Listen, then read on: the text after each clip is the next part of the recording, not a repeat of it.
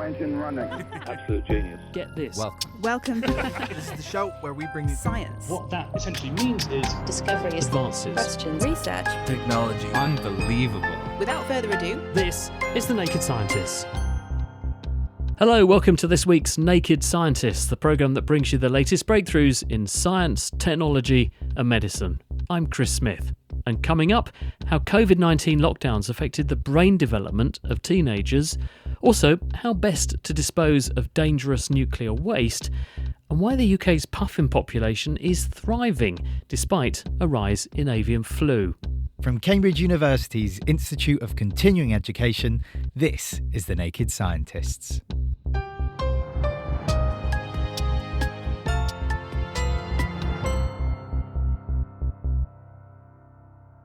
New research has found that COVID-19 lockdowns have resulted in significant changes in the brain development of teenagers, translating in some cases into the equivalent of up to 4 years of accelerated ageing. The study, which has been published in the journal PNAS, suggests that the impact was also much more pronounced in girls. The research was the brainchild of Patricia Kuhl at the University of Washington.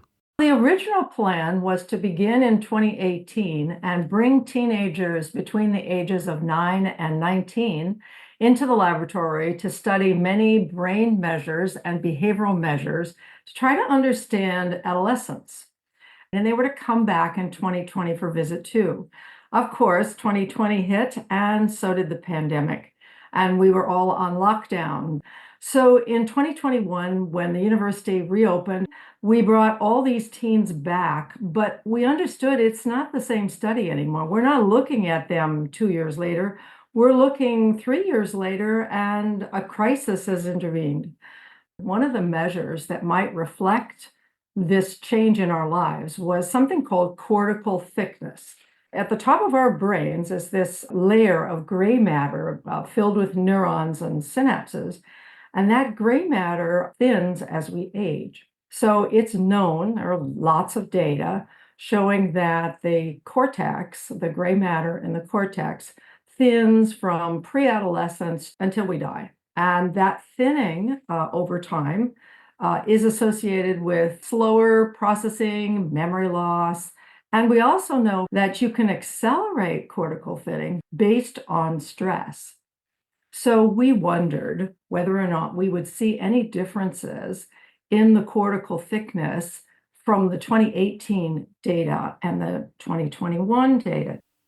How do you know, though, that they weren't going to thin their brains like that anyway? How do you know that it was the pandemic that might be making any differences you saw and not just that cohort? Well, answering this question took a special method. We took the 2018 data. We built a normative model for examining exactly what you'd expect based on the data you've collected with just age. So if nothing else had happened, just based on age, how much thinning should you expect? So that normative model allowed us to take the 2021 data and go back and compare it to the normative model and say, has it thinned exactly as the model predicts, or is there more or less thinning?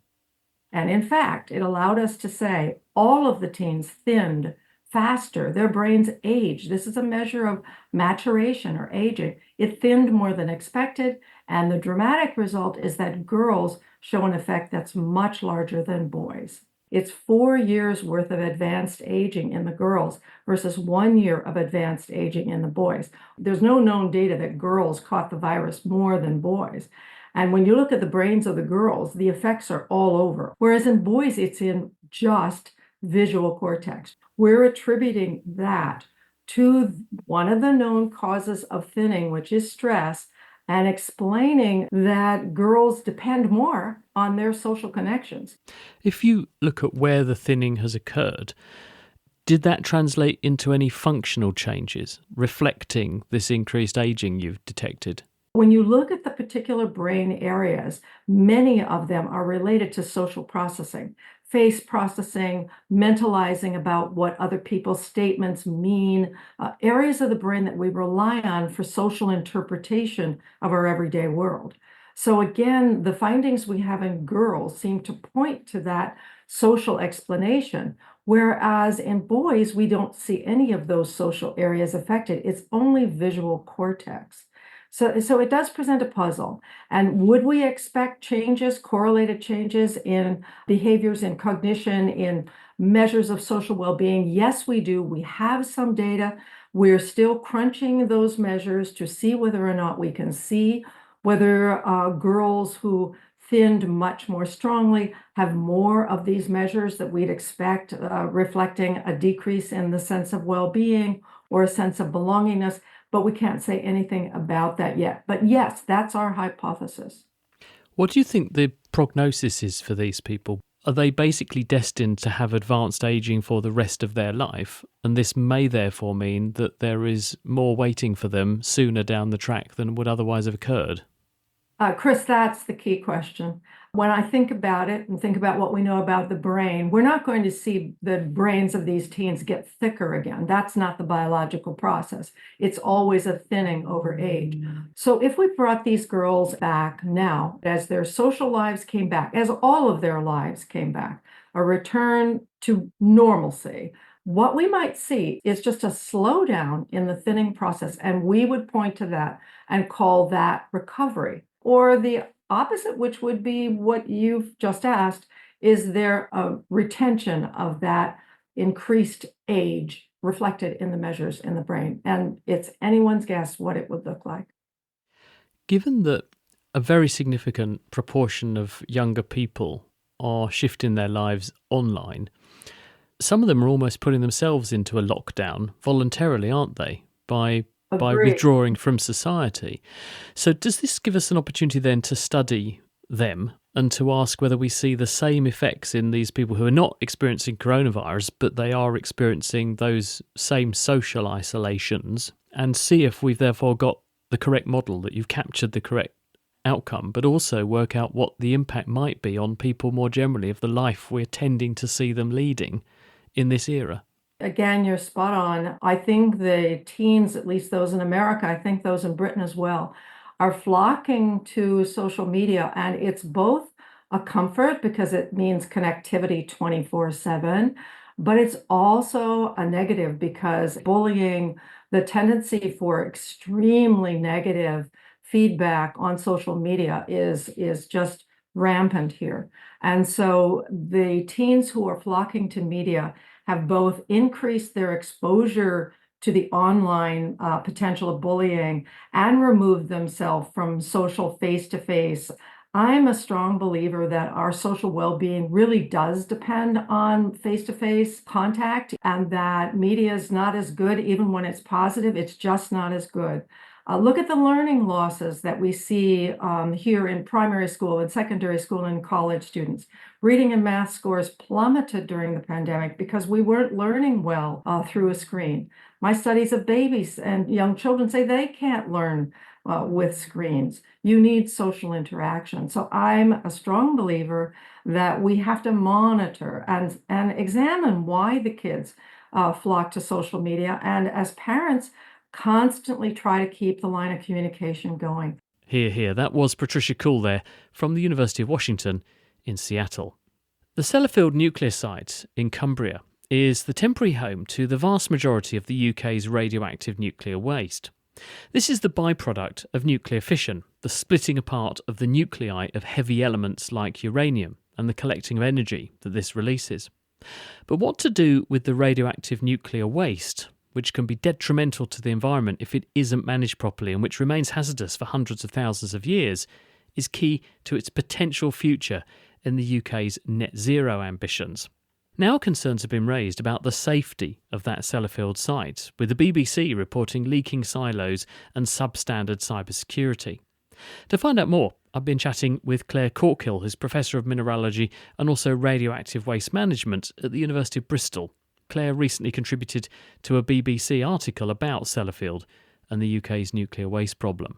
All nuclear waste starts as uranium from nuclear reactors. So this uranium is what has been used to generate energy from the splitting of uranium atoms. What that does is it creates what we call fission products. These are smaller atoms that are unstable and they emit radioactivity. And this radioactivity is what makes the nuclear waste so very hazardous. A lot of people's minds will automatically go to The Simpsons and that green glowing goo that oozes out of barrels around Homer Simpson. But actually, it's much more boring than that, I'm afraid to say. Physically speaking, radioactive waste is contained in ceramic materials, in glasses, and also in cement. And when I say glasses, what I mean is it's not poured into containers of glasses, it's actually chemically locked up inside the structure of the glass. And is it all solid stuff, or do we end up with liquids as well? Well, it is a mixture. In an ideal world, when everything's working correctly, we have solids, but that hasn't always been the case in the past. So almost all of our waste is stored at the Sellafield site up in Cumbria. Now, some nuclear power stations that are being decommissioned around the country, for example, Trawsfynydd and Wilver in Wales, these have temporary stores, interim stores, but the majority of the waste is at Sellafield. And the majority of it is in safe, secure warehouses, essentially, where the waste is stacked up in barrels or drums very neatly. It looks a bit like an Amazon warehouse, but obviously with less people driving around. But some of it, it's been there for the last 50 years or so underwater in what looks a little bit like large swimming pools. And some of these large swimming pools are exposed to the air, which means it's exposed to all of the elements, it's exposed to birds swimming in it and so on.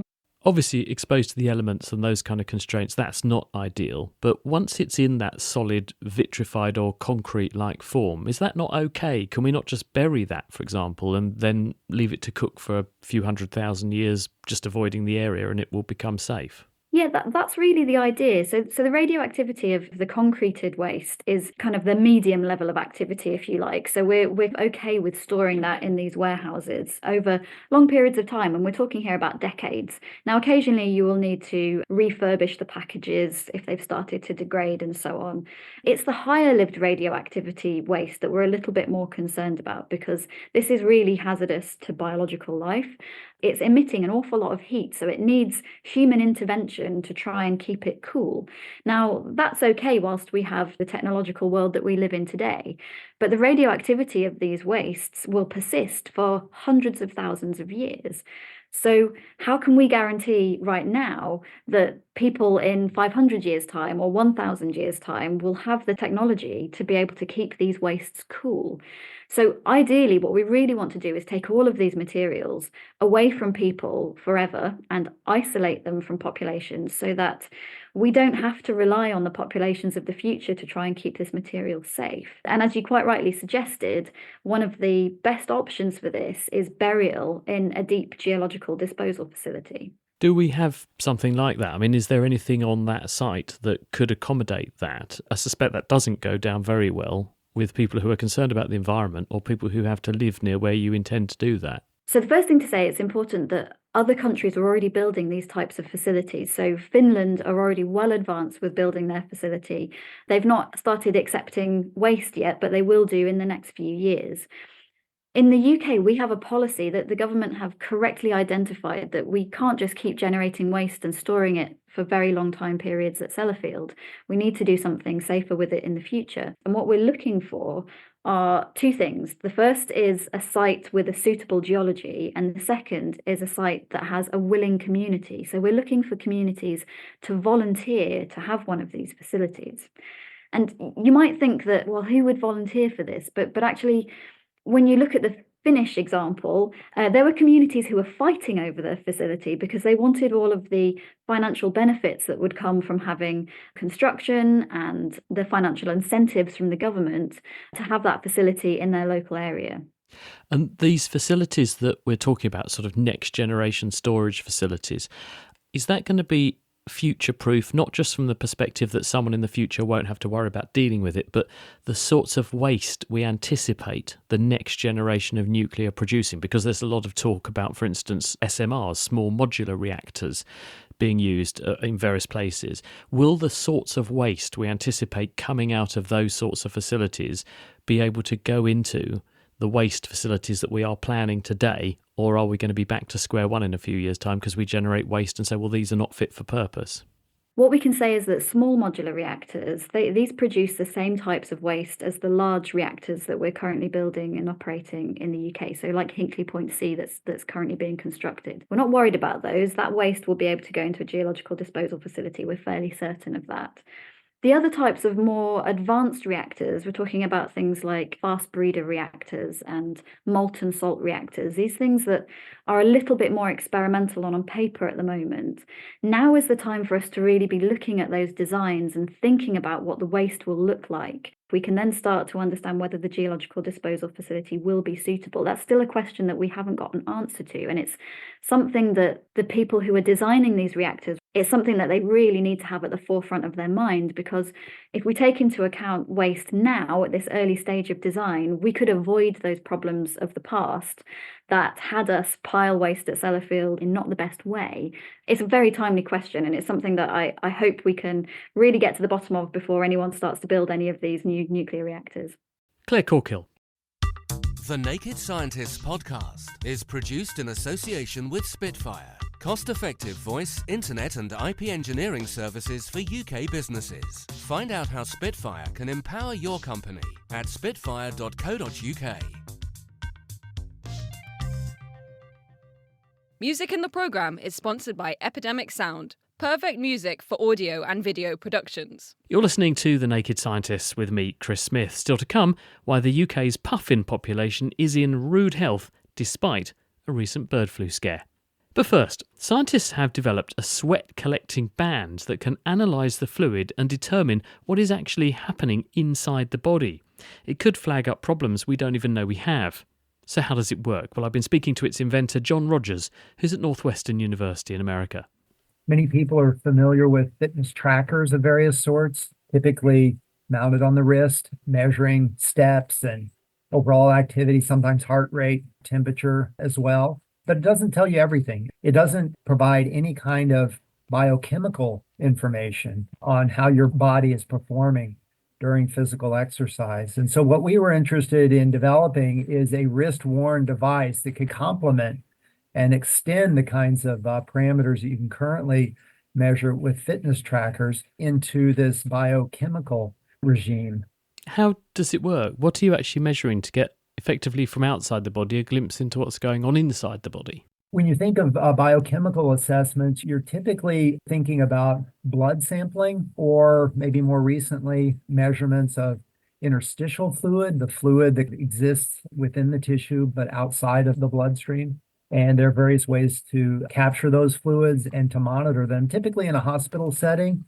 But the problem with those approaches is they require penetration of the skin, obviously to collect blood, but also for interstitial fluid. And those methods are, by definition, then invasive. You have risk for infection, risk for pain, probably not super useful in a routine way for athletes or people who are interested in fitness. And so we focus on sweat because it's very easy to collect, especially during a physical exercise. Everybody sweats. And the sweat turns out to have a lot of biomarkers present in it, various biochemical species, many of which correlate with those same species in blood and interstitial fluid. And what we've designed is kind of an elastic band that couples to the skin at the wrist and has little inlet ports. And as sweat moves into our band, we can measure different biochemical species in sweat. And we can also determine the rate at which sweat is emerging from the skin and the total amount of sweat that's released during a given time period. Is the rationale for using sweat that we make sweat from blood and therefore it filters out the liquid to make the sweat and some of these other biomarkers that you're interested in go with the water? That's kind of the idea. The sweat glands are not directly and intimately interfaced with the blood vessels, but there's permeation through the blood into the interstitial fluids, into the sweat glands. And so it's all equilibrating. In many cases, concentrations of species in sweat will be different than those concentrations in blood, but they're correlated. And so in many cases, you can establish calibration factors. And that's important because there's a tremendous amount of historical data on how to interpret blood serum concentrations of species. That's the chemistry aspects. But like I said, just the physical processes of generating sweat and sweat emerging out of the body.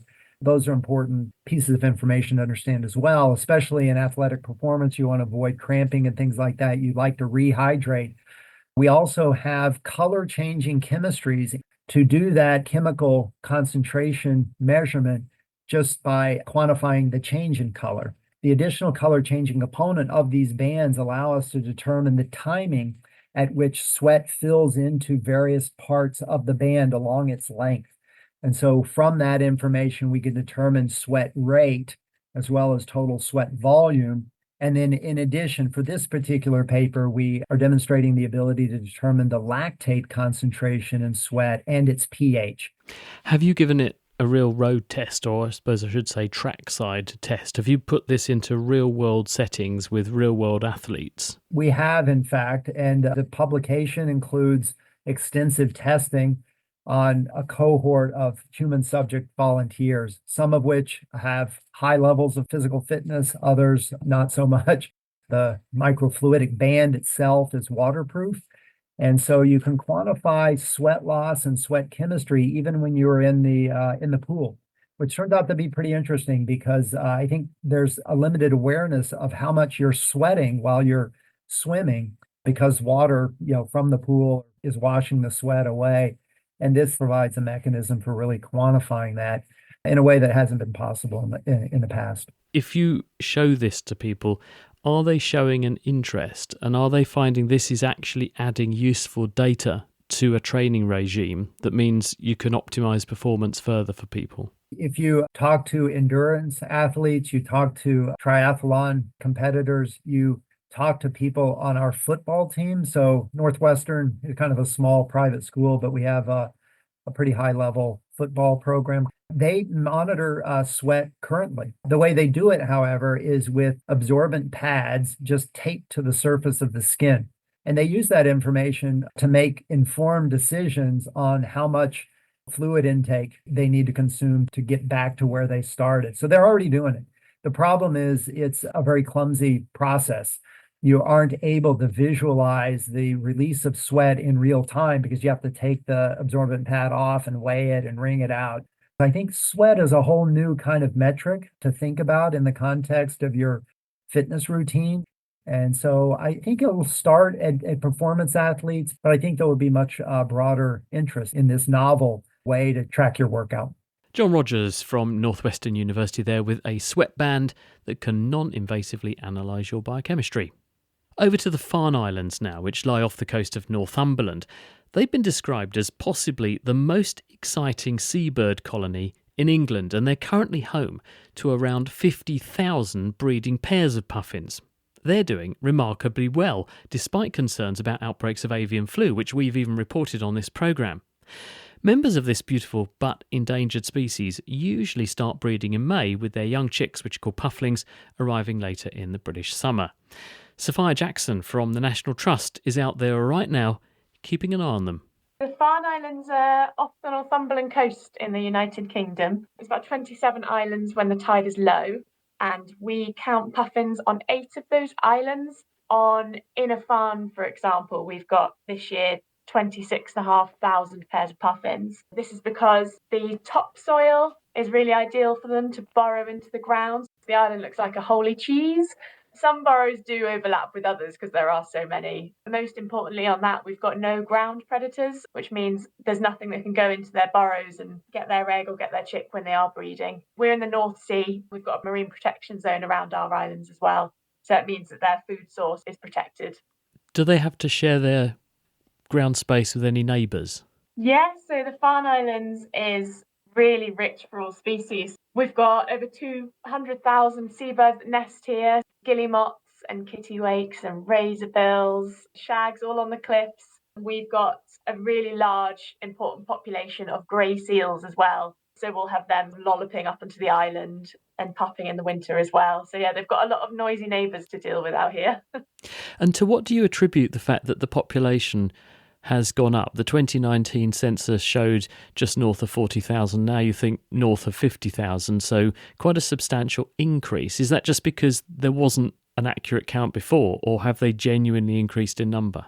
So it sounds like a lot, but that increase would have been gradual over 5 years. We weren't quite sure what to expect because the puffin population is declining globally. We were very surprised that ours has gone up by 15%. But I think just with the ideal habitat they've got here, they are thriving, which is really good. But it shows the importance of constant monitoring. So we're going to do the survey every year and just keep an eye on them and see what's happening. We reported on our programme that, in fact, speaking to people from the RSPB and so on, that there was real concern about what bird flu might do to rare species, including puffins, in places like Farne Islands. So it looks like they have weathered the flu storm. Why do you think that, thank God, what we feared might happen didn't? We're so relieved that puffins managed to weather the avian flu storm on the Farne Islands. They didn't avoid it completely. So in 2023 and 2022, peak years of avian flu, we did pick up 938 puffins.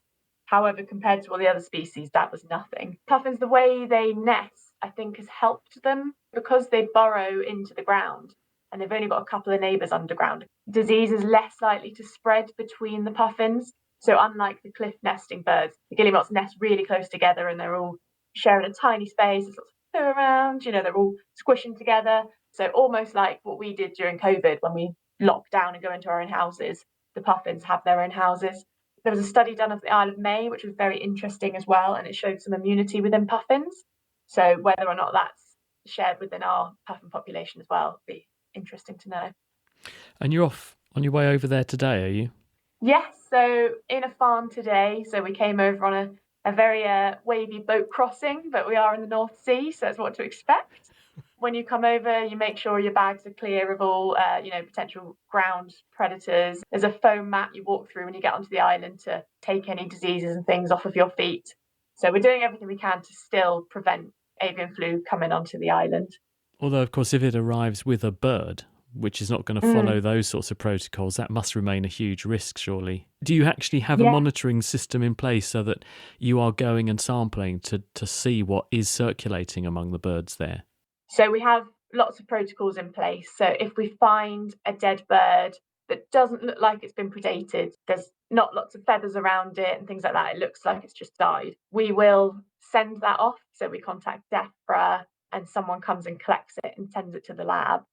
And they do the tests on it as to why it died. Has it got avian flu? Luckily, none of them have had avian flu this year, which is very good. That's very encouraging, isn't it? But what guidance is given to protect people? Because obviously if you're in a place where there are tens of thousands of birds and we are having big outbreaks of bird flu, thank goodness not there at the moment, but there is the potential for people to pick things up, isn't there? So are you practicing particular protocols to make sure that you're not exposed? We advise when visitors come onto the island that they wear a waterproof coat. So if they do get pooped on, which is quite a high possibility out in Farne Islands because there's so many birds, that you can just wipe it off. We've got various antibacterial hand sanitizer stations around the island as well. When the team do go and pick up a dead bird to send off, even if there's no avian flu this year, we'll still wear full PPE. So we'll wear a hazmat suit, goggles, mask, gauntlets, wellies to pick up that bird just in case it's got something. But if there are signs of avian flu that do appear, we will close the island to protect people and protect the birds. Sophia Jackson from the National Trust over on the Farne Islands, and we will be sure to check in with Sophia and the team to hear how their puffins are faring in the weeks ahead. Well, now it's time for Question of the Week, and I really like the sound of what James Titko has been looking into for us this time. Hello, Naked Scientist. This is Carl from Sweden. Greetings. For my question, I do not listen or get any pleasure from music. My music library is 0 and nothing.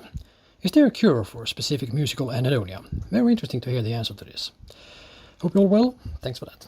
Thanks for the question, Carl. Anhedonia is defined as an inability to experience joy or pleasure. It occurs in roughly 70% of people with a major depressive disorder. However, to give us a sense of what's going on specifically with your experience with music, I'm going to need some help. And that's why I've put in a call to Melinda McPherson, Assistant Professor at Purdue University's Department of Speech, Language and Hearing Sciences. To classify a person as having musical anhedonia, and not a more general form of anhedonia, That person must respond positively to rewarding stimuli like laughter, money, visual art, television, and other types of positive things, but they just don't respond positively to music. There are generally considered to be two types of musical anhedonia.